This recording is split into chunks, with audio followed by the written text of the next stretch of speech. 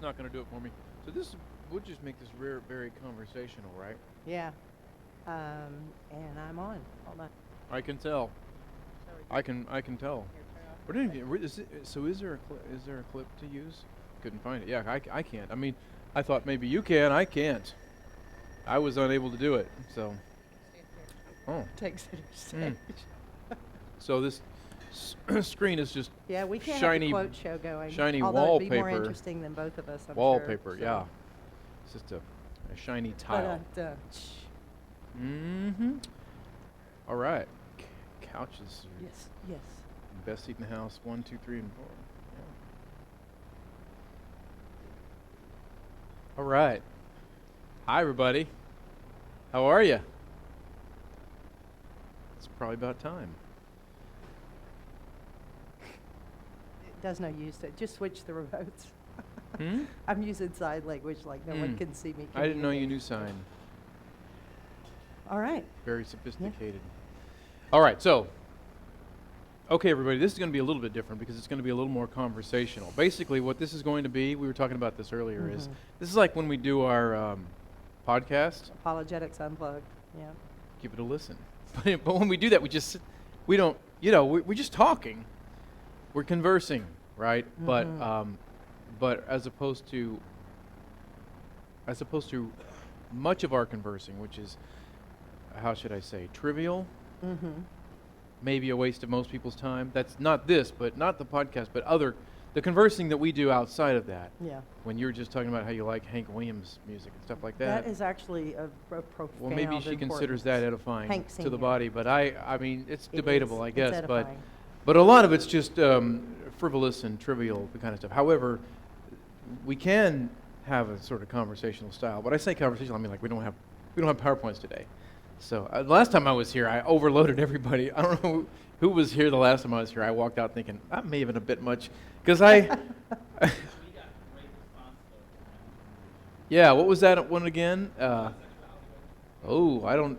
Well, no wonder then, huh? I don't think it was. Was it? Oh, was that what that was? Oh, that was that long argument. See, that's what I thought after walk. I thought, wow, that was, that was. It was helpful. We cranked on the It fire seems hose and so, just. Yeah. Right. There was. I think it was an argument. I was kind of setting forth an argument to say, what was that anyway? I was. Yeah. Yeah. It's been a while. But this is so much unlike that, is my point. Because there's no PowerPoint, and as opposed to saying, hey, I got to move, and there's a lot of stuff to cover, or that kind of a deal, it's more conversational. But there is a topic, and I hope you'll get involved here. By getting involved, I mean primarily with either questions or points you'd like to make, or, so as not to quench the spirit, interpretive dances, if that's what you feel like doing. I mean, who knows, right? Even Ted me. could just I could drop it burst like a into right. it. Yeah. Yeah, Or whatever. Ted, that would be better. Definitely. Right. Anyone ever spoken in a tongue in one of these? No. Just for kicks, yeah. No. For kicks and giggles? No. I wasn't raised in it, so I don't. So I'm always like, hey, I want to see some of that. But I have wandered into a few places and got my fill. Yeah. He showed us what? Curbed. Oh, yeah. How he used to break dance. Did he actually? Is that on demonstrate video? that, his skill. That I'd like to see. Did he I throw a was hip sitting out right or next to anything? him. Did he? Okay, I don't know how I missed He that may not one. be in quite the shape he used to be though back in his No, he dance could floor days. actually bust Can a he move. can he still to do it? borrow a phrase from the late 80s. From the 1980s, but oh well, I would have liked. I'm sad that I missed that. So curb dancing it is okay. Not to be confused with curb stomping. What? Okay. All right, everybody. So so we were talking now. I brought something up, and this will sort of segue us in. There were two things we were thinking of. There's a great title that Carrie was kicking around about something she'd like to, a book she might want to write. No. I don't know, maybe. It's just a concept. I Aim came up high, with. aim high. And then the movie rights will come along, and That's it'll have a life of And its then own. I'll sell out. Yeah, right. It'll And it'll be like the movie Noah. it'll with be the rock people. Yeah, really. Nothing. Please don't do that. Don't let Ridley Scott do that to Right. your book. But it was your title was All Roads Lead. To Romans 1. Yeah, and maybe 2. We could almost Yeah, tack 2 why on there not? too. Yeah. All roads lead to Romans 1, which I think might make sense. I was just sharing with her. She called and I was like, yeah, I'm grading these papers. And I said, yeah, I just graded this one.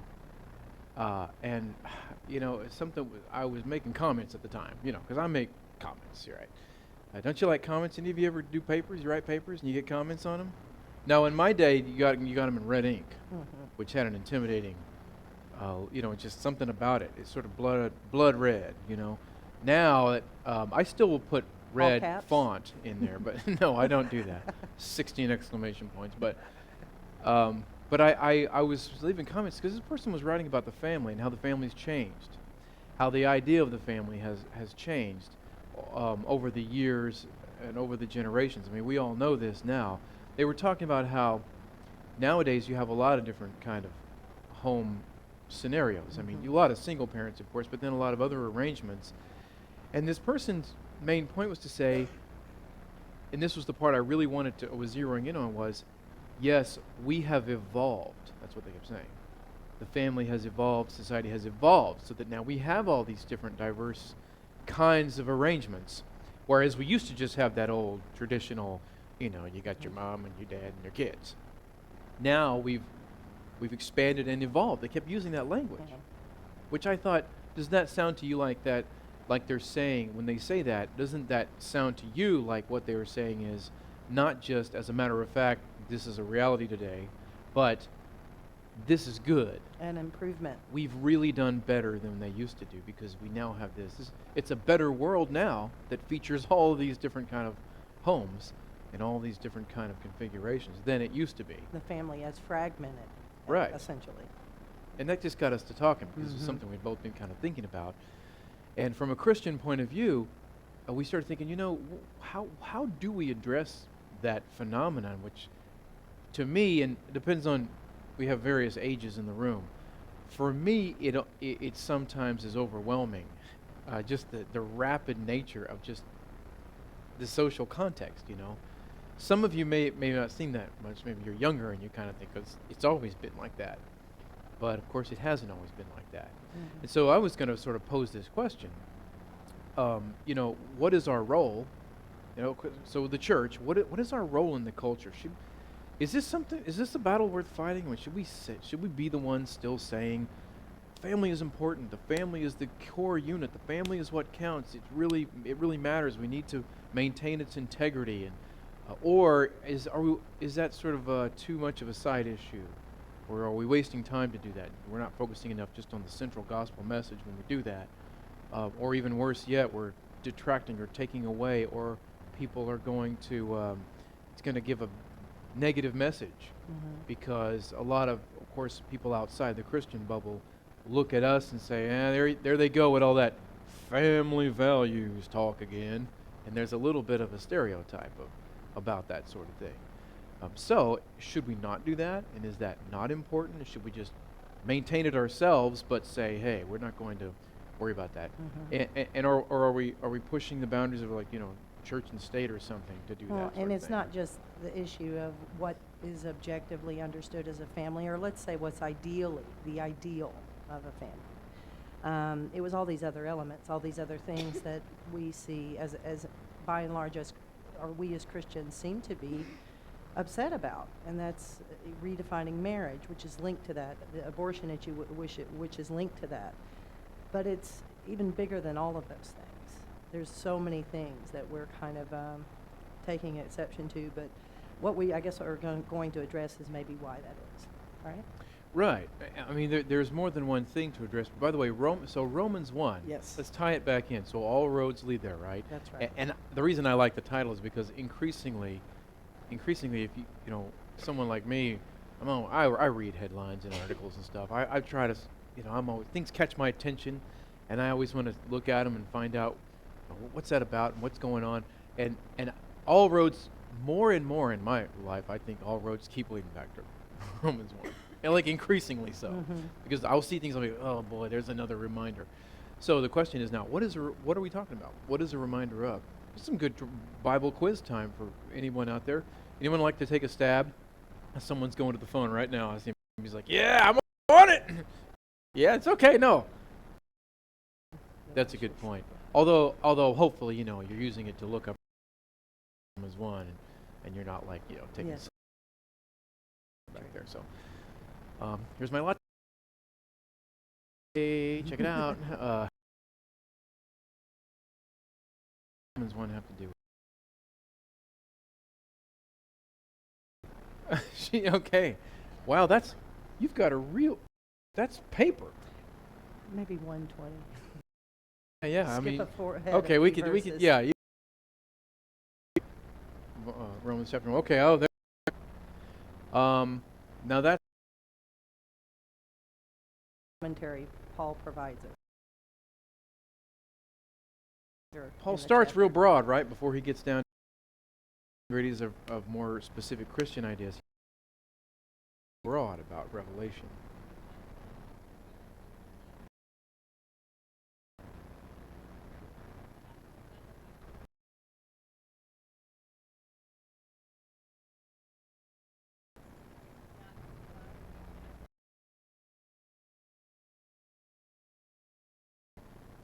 That's part of it. That's good. We talk here a lot about Revelation, things. Yeah? Christian. Um, I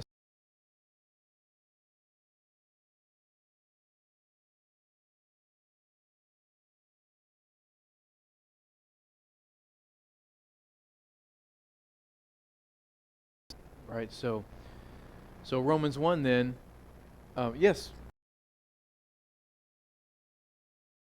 We do activity there, but what we're saying is there's a movement away from that to redefine what family is, to make it something, and we understand that there's situations, incidentally, where people are they're single parents, or, there's every manner of situation that arises. And it doesn't mean that they are less of a family. But what we are saying is that just that in general, like family in general, there seems to be an ideal. There is with all things. Come to forsaking him. What we're getting at here, that the whole idea of or redefining what marriage is, or transcends us. Seeing, and I don't want to sound the alarm.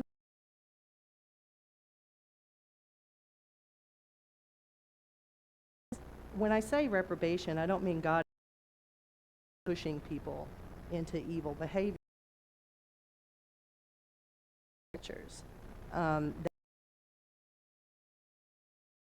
And as a result, you see the depravity of man.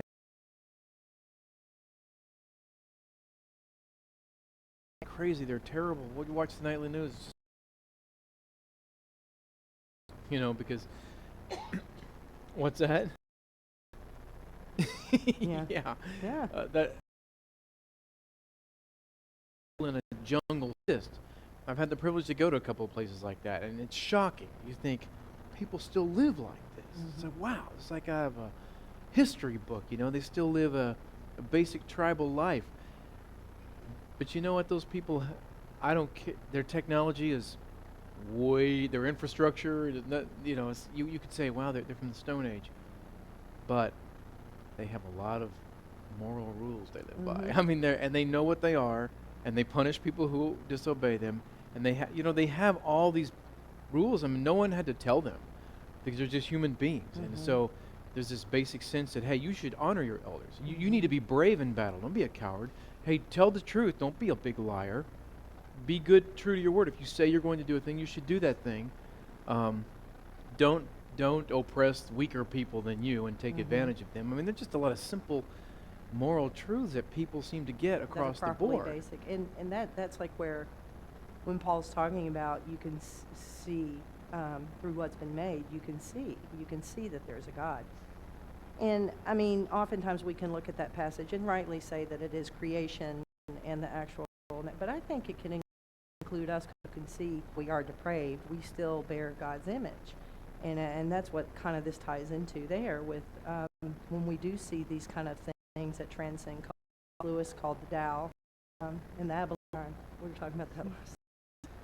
but how you look at commonality and recognizing what is right and what is wrong. Thankful for it because we count on it. Yes. Because, you know, your neighbors and everybody in your neighborhood,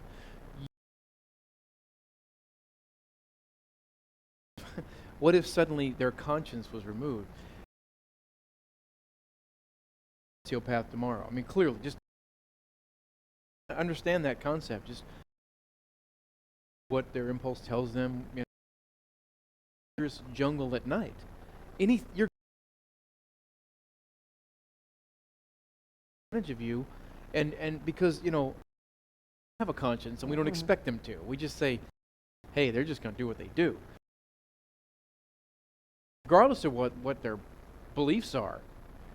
They have a general basic sense that, you know, just put a knife in you while we're walking by minority.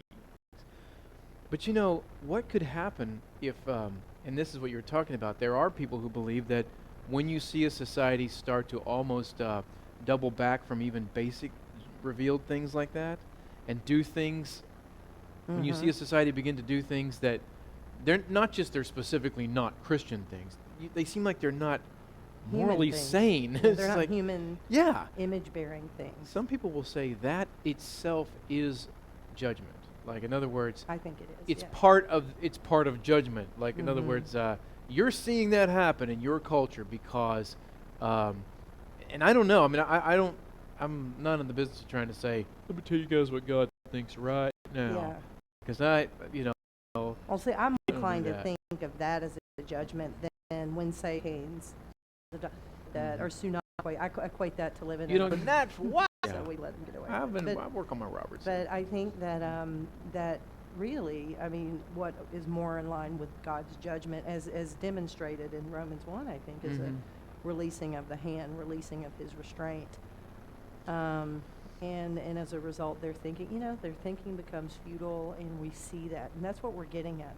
That there's not even that sense of being able to think through what is right and what is wrong, just in the basic human understanding of it. It's suppressed. They're suppressing the truth in their unrighteousness.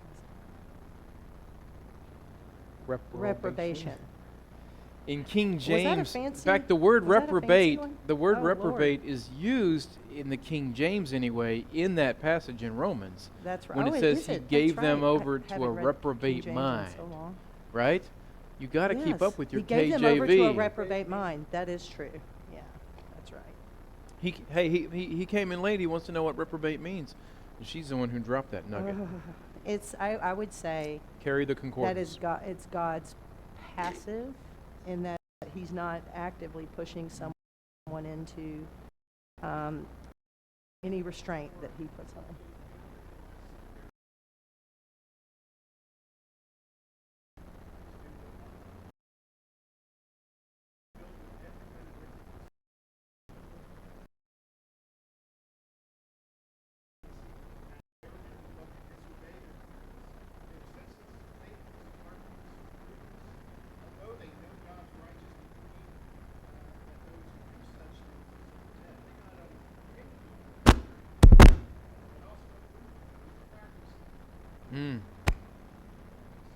Excellent. Cut it out, Ted. Yeah.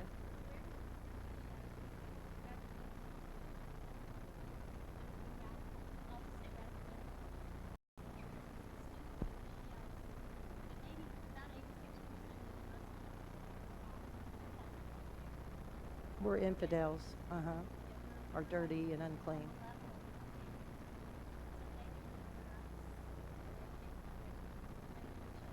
Mm-hmm. Mm-hmm. Mm-hmm. Mm-hmm. Well, I mean, I think I could be bold here and say that's clearly a sign of someone that's not worshiping the one true God, who has forsaken the one true God. And I don't know if that's harsh, or I don't really care if it is. I mean, that's the truth. That's the straight up truth. They are not. Well, they're not following Christ. They don't know Christ. It's not a legitimate religion. Yeah, So and what they do can't be justified, or is that what you're asking? Like, what do I say about them? I just say that they're acting in a way that's consistent with a yeah, unregenerate heart.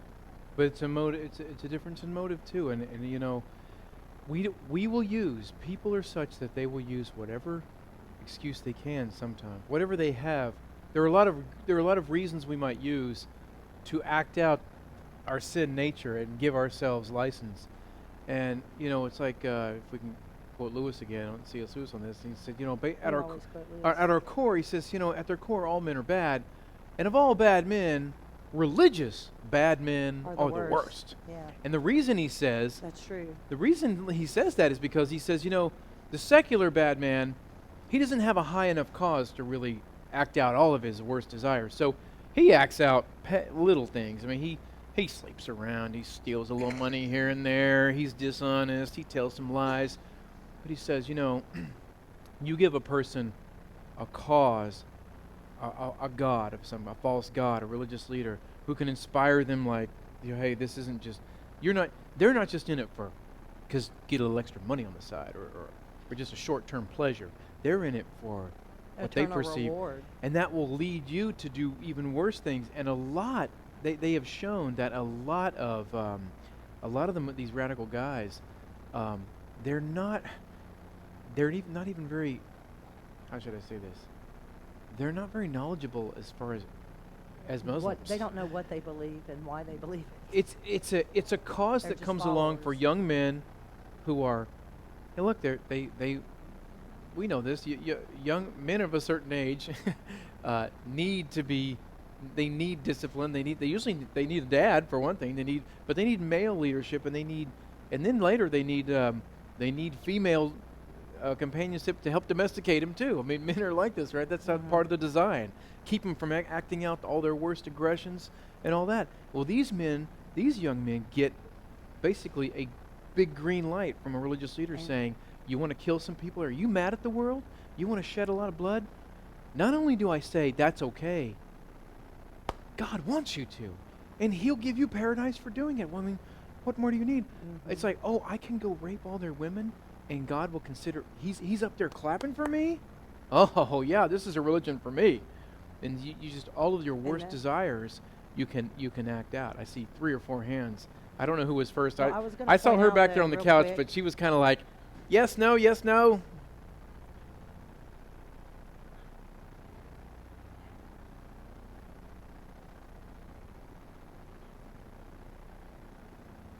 Sure. Wait, you said that's what the Christians did to the Muslims? Well, yeah.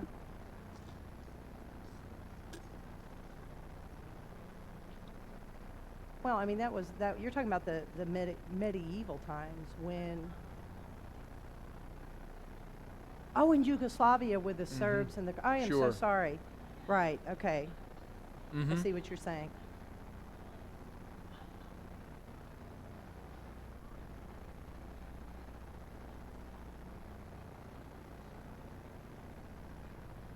Yes. Mhm.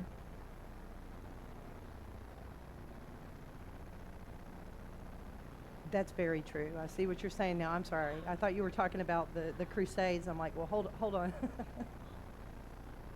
Yeah. Absolutely. We're experts at justifying what we want to do. No, I'm not. No, none of us can do Believe that me, lovely accent. there's nothing I love to do more than people's accents, but not right in front of them so as to insult them. So later when you're not around, then I'll practice it because it's just what I do. But anyway, no, I mean, we don't need. Look, you know what? I make this point sometimes. People say, "Look, religion can motivate people to do terrible things." I say, "Of course it can." We don't need a lot of motivation because we're just inclined to do bad bent things. towards that But if you can anyway. find a religious justification, oh, you're going to really love that. But you know what? You know what else has motivated people? Reason, science, Mm-hmm. progress. I mean, the French revolutionaries erected Race. the goddess Reason. They built it, and they were for freedom, the people, democracy, and in the name of those wonderful values, they sliced off countless people's heads You know what I'm saying? I mean, they're sort of like they were more efficient than ISIS. So they had a guy who built a pretty effective machine for that. You know, they named it after him, right? Yeah. Monsieur the Guillotine. guillotine. Yeah, Yeah. he came up with a way that they could, Vive la not have France, to get their yeah. hands so dirty, and they could, knock them out in, one afternoon. You could remove a lot of heads, and they did that in the name of those things. And hey, in the 20th century, in the name of, socialist utopia and atheism, Oh, good. the Marxist Where do regimes. we even begin? So on you don't. that? It doesn't matter what it is. You can find any cause, even an otherwise good cause, and you can find a twisted way to justify some terrible things that deep down in your sin nature you kind of want to do anyway. It's like anyone can do this. The slave owners found lots of Bible passages because they needed that to institution. advocate it. They did not want to let go of it, and they're like, "You give me enough time, I will make a biblical case because we're creative. We're creative interpreters that way. We're good at that."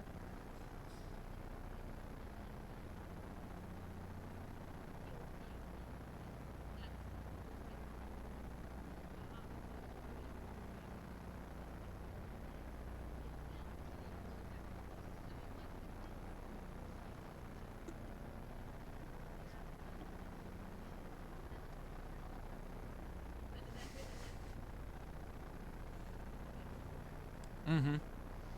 Yeah.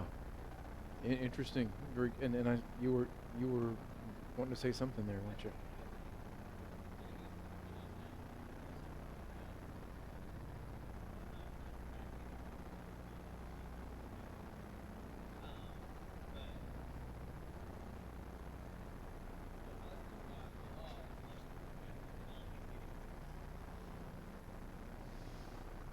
What do you mean? I'm not sure what you mean.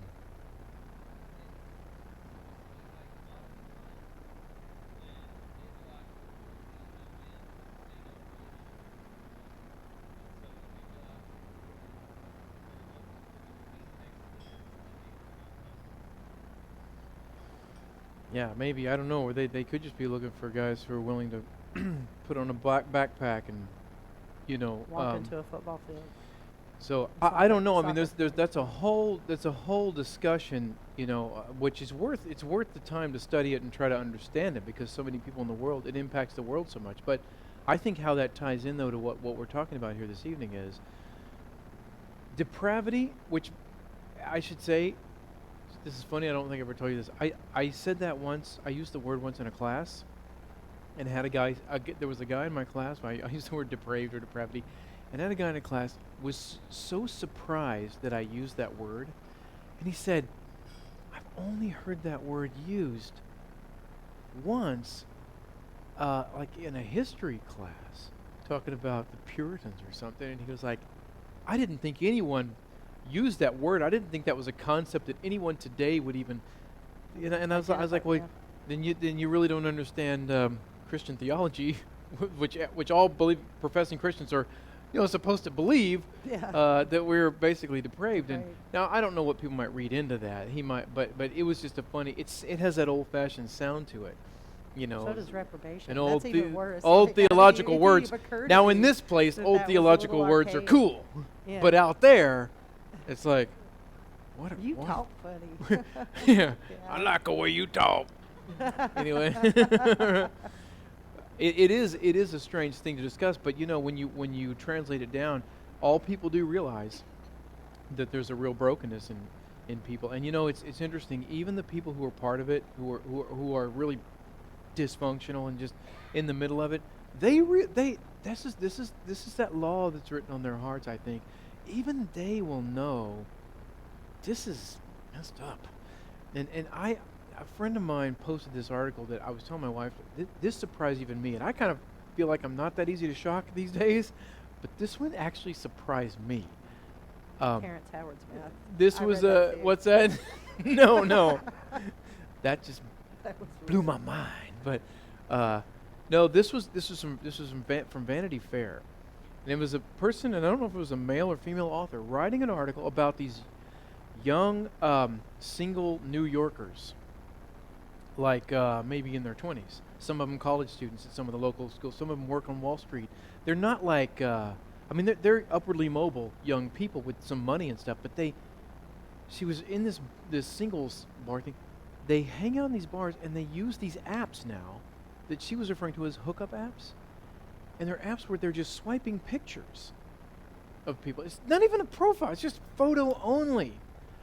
And they're basically pegging who they might be interested in, and they're seeing if that person might peg them, and they're all, and it's basically just, I mean, I'll leave it at that, but she interviews these people who live this lifestyle, and it's the most degenerated, low grade, I mean, it's barnyard animal style behavior, really. Yeah. I mean, it's like, there's nothing in it, there's no feeling in it. She's like, the messages they'll send each other, they don't even know each other.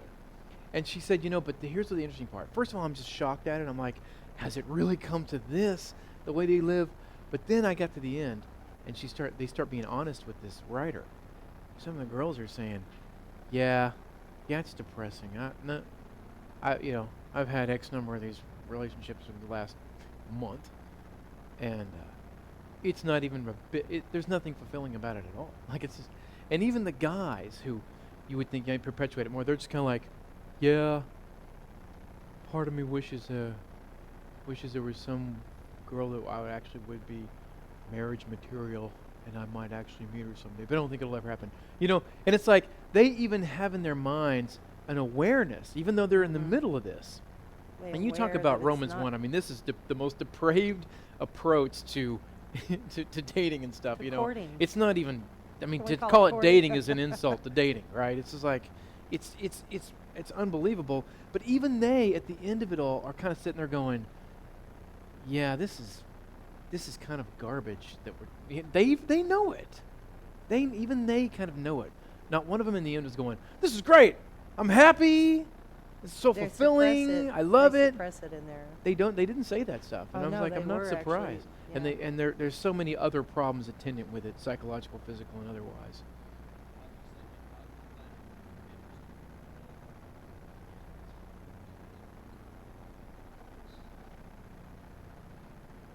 Mm-hmm.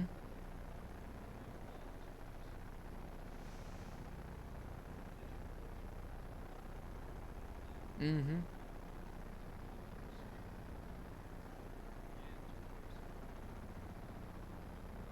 Mm-hmm.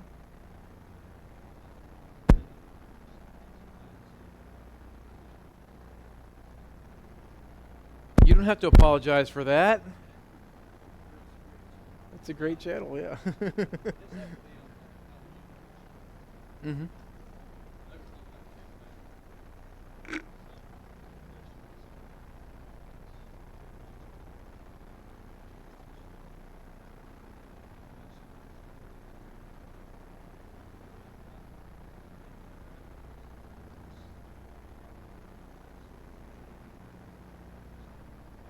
Mm-hmm.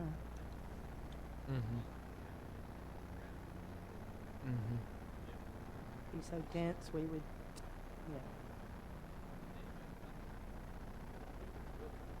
Yeah. Mm-hmm. Yeah.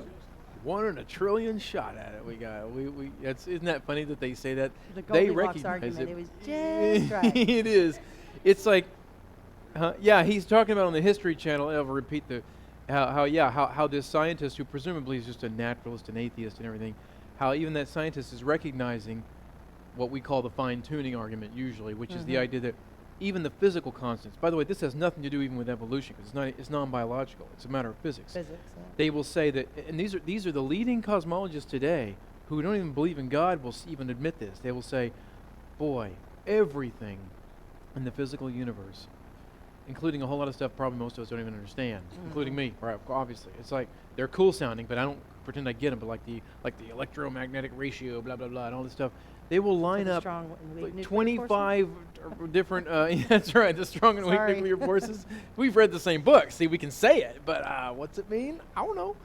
But it's funny. They say, yeah, all of these things had to be just right. I mean, boy, it was a close call. I mean, it's unbelievable how we're even here, because we're balanced on a knife's edge.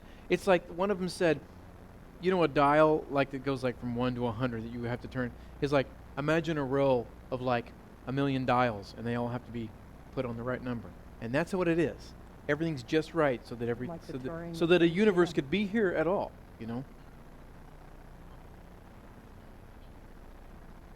Mm-hmm. Right. Mm-hmm.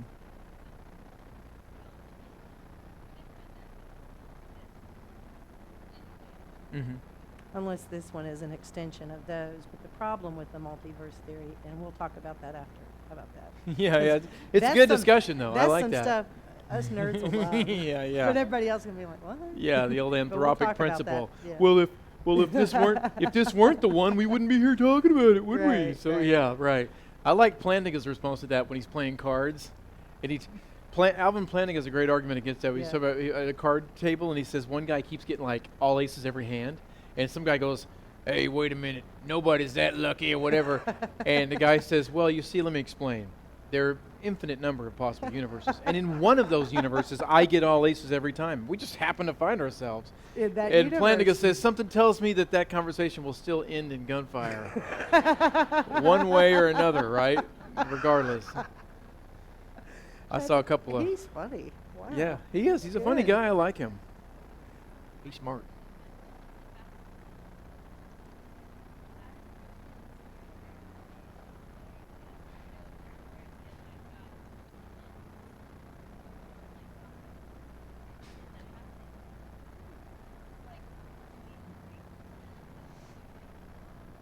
Mm. Mm. Well, I think, is that to him? I mean, we talked about this earlier, Clint, so. Well, it's funny. But I'll you know, defer to look, we were the t- man here's that a- knows more here's than one I thing do. we were talking about, and I think it's an important distinction. I think Christians sometimes don't see the difference between these two. We should never fall into the trap of thinking that, hey, if we reform all this stuff, like, hey, everybody starts to recognize the family better and get back to what's important about it and all that, that if we do all that, that's our real mission, and the Great Commission will be accomplished. But that's not that we know that. That's not what the Great Commission is. And we know that these are social issues and not the gospel itself. So, the question is, if that is so, and it is so, that there's a distinction between the two, why do we even care? Should we? Some Christians say, don't even be in the system at all. Just do the gospel only. Don't even vote. Just check out from all that. But here's the proclaim thing. to God, maybe some charity. We care about the society in which we live, don't we? Yeah, We would like we to should. bless people as much as we can. And if we believe that there is a healthy, functional way of life where people flourish, especially the innocent, especially kids, we would be working to help bring about that society as much as we can, as much without, by proper means. You say or that force. we're stewarding in that sense? Yeah, I mean, Stewarding civilization. It's in one of a the. It's one godly of the. sense of Stewardship. stewardship. There was a good discussion online between a couple of these theological type guys I was watching. They're talking about socialism, and there came up because what's his name wants, the guy running for president, right? Well, Bernie Sanders. Is, are you feeling the Bernie, by the way? Anyway, Oh, deep in the red. pit of your it's so red hot. Bernie, he said he's a socialist, and so he's out there saying the billionaires, the billionaires, the billionaires, sounding like Steinbrenner from Seinfeld, right? The voice of Larry David, George Yeah. Steinbrenner. That's excellent. What are the billionaires? What are the billionaires? So he's always talking about it. Well, these guys were talking about it. They said, look, there are concepts in socialism that are beautiful, wonderful, ethically high. The Book of Acts talks about the early Christians living a sort of socialist utopia among themselves for a while. But they said, but here's the thing. First of all, we have to appreciate. We can't fail to recognize the sin nature of people, and what happens on large scales, especially without God in the picture. We're just out on your own, autonomous. As man is the measure of all things, and now let's have a wonderful utopia. So let's gather up everybody's stuff. Let's put it all in the big pot. This is everybody's. Nobody owns anything. No private ownership. We all own it together. But as a matter of practicality, given how many of us there are and the distances between us, someone's got to watch over it. And hopefully they are good stewards. But they're people. So I don't like my chances because they're human beings and there's a lot of money and power at their disposal. They probably aren't going to be saints about it. And that's one thing. And the other thing is they said, the Christian view was never under compulsion, though. It was never, hey, um, you should be generous and share with people. In fact, I'm so convicted about how you should be generous and share with people that, come here, give me that wallet. I'm going to make you be generous and share with people. Right. No, Through that's force. compulsion. And the Christian view is, no, you should be. Everyone should be. But they should be of their own free will. You know what I'm saying? It's yeah. never something It's to not where charity one guy if it's strong arms forced. another guy to do it. And this is part of what they were saying. But the other thing that I kind of add sometimes is when it comes, this is totally political, but I mean, just for what it's worth, there are a lot of statistics showing, and I don't think this should surprise us, that the degree to which a government sort of swells and becomes a stronger influence and doing more things in your life, there's a disproportion between that and family. It starts to usurp family. In other words, kind of Big Brother is your daddy now, and it's statism to a degree like too. they say the nanny state. That there's all Right. these labels that we. And since we're ascribe to talking about that the sort of family thing. here, I think that also might be a factor there too. I mean, and I mean, I don't. I honestly think there are some. I have friends that are real liberals, you know, and they're not bad people at all, and they just honestly believe that. And Christians, by the way, professing Christians, are like just way over on the left, and they say things like, "Look, the family is in disarray. It's in the shambles. We know that. We think that's really unfortunate, and we wish it weren't so. But in the meantime, there are a lot of people with needs, and since the family is all busted up, and you have a lot of people with needs, the government needs to step in." Well, maybe I might say I wish the church could be the ones stepping in, right? But the thing is, I mean, it's gutsy of him to even say that, because today, I don't know, maybe I'm wrong, you guys, I get the sense that to even start talking too much about the family and what's happened to it is almost out of bounds. I mean, I think that's one thing that politicians steer away from, The because breakdown in the family. to say, unit. hey everyone, it's the same reason why, let's just pick on ourselves a minute. It's the same Well- reason why we in church have a hard time preaching about divorce. Yeah. It's too personal, it's too common, everyone's infected by it. But So see- I just don't want to get into that. We'll talk about the gays, because we don't have a lot of them in our congregation. So we can really. But it all kind of goes back to the family, and because, I mean, I think it could be argued that the family unit is the bedrock of any civilization, of any culture. It all starts within the family unit. And if that is broken down, and again, we're not trying to say that people who are single parents or a product of, single parent homes or anything, or widowed or whatever, we're not saying that they're causing the problem. What we're saying, though, is this overarching agenda that I remember where, and I understand you are in those situations, just think that there was some kind of get used to the family not being what we defined as. Like ultimately, how do we witness? How do we in the middle of all of this? And it's a tough thing to contend with. Tell them the truth. That's what it is. The gospel is the truth. We're actually dealing, as he read the last part of the chapter, that's what it seems like we're dealing with.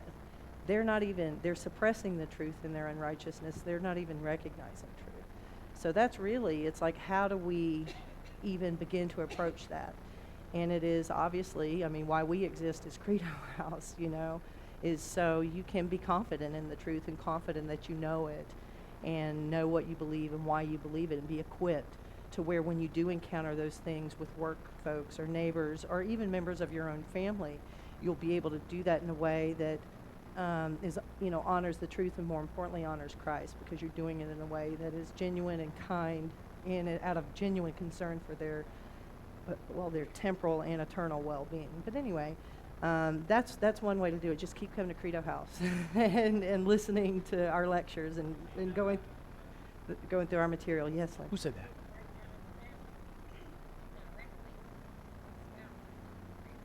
It does. And what Linda just said here, the breakdown in the family indirectly brings about all that, because the family itself, it is, if you think about it, that's how humanity even started, right? It started that way.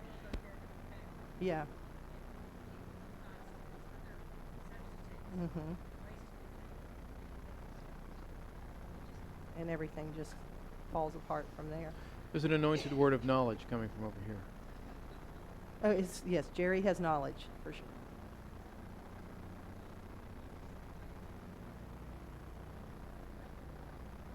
Yeah, right. Yeah, that's right. Devolved. Is that where you're going? I know. I actually thought about that. I thought, what if I go through and just I put like D? Jerry's is simple and elegant. Just write devolved and hand him his paperback, see if he notices. I like that. Mm-hmm. Rise and fall of civilizations. Mm-hmm. Mm-hmm.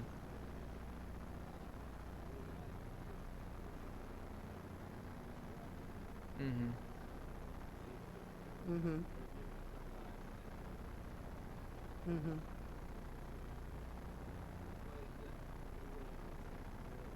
Right.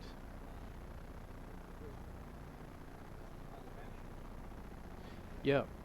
They didn't give up on Rome, and of course they didn't have a vote in Rome, right? So it wasn't a democracy, or I think they would have if they'd had a shot at it. But you know, and I think that's good to end on because we think about what are we doing? Look, conversions of people, the church's work that goes on as people who are genuinely converted, that will readjust their mindset. The renewal of their mind, since we're in Romans, right?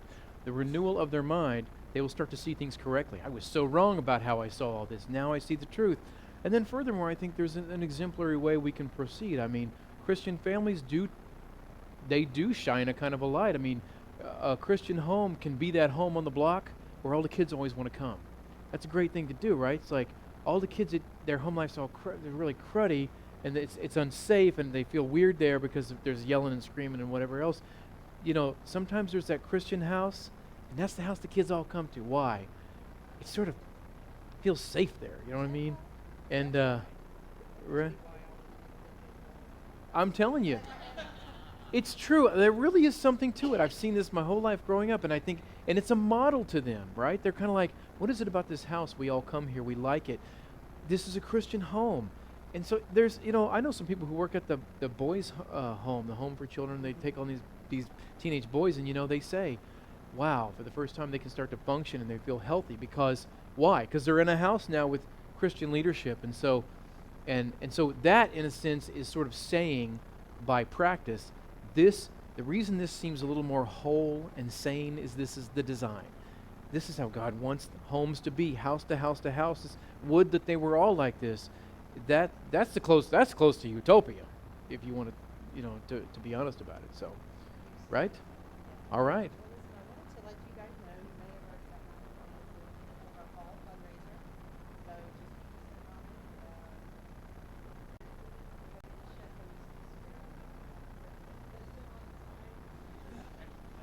Will you take a denarius? It's got Caesar's picture on it, but is that okay? No, then they have to give it to Caesar.